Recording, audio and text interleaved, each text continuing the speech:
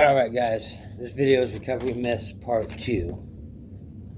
Real quick, before I go into it, I just want to give a little mission statement. My goal on this channel is to start doing live broadcasts, be able to interact with my viewers through their comments live, have them suggest discussion topics, have them raise questions they want answers to. And to do that, I need 50 subscribers. So if you like my content and you want to see more of it, please hit subscribe. It will notify you when there's more. Recovery Myths Part 2. Myth number 1.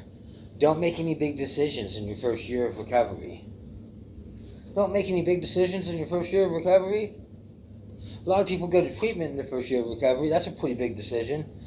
They move out of the trapped out, drug-infested house they're living in and into somewhere clean in their first year of recovery. I'd say that's a pretty big decision. But let's forget both of those and just talk about the program being worked by the people that are saying that.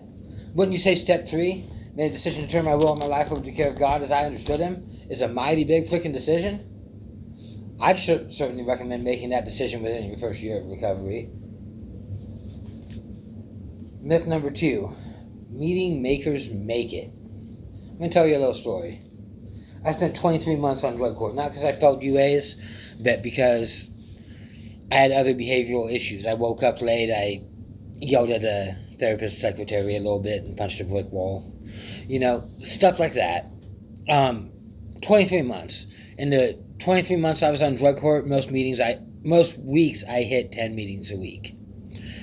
Didn't have a single issue staying away from drugs for that 23 months. Of course, I had 50 years hanging over my head, so that made it a little easier.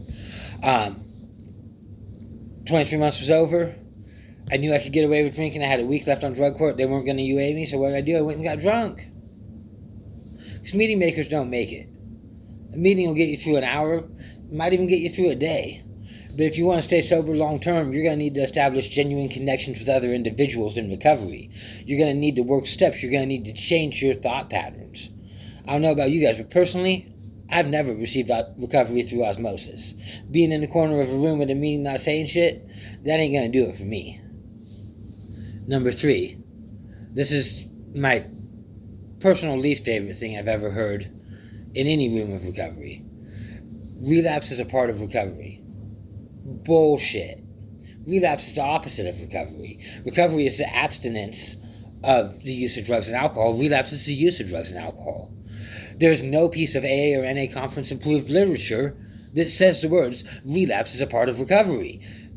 And NA literally has a whole chapter in their basic text called Relapse and Recovery, and it still never says those words in it because relapse is not a part of recovery.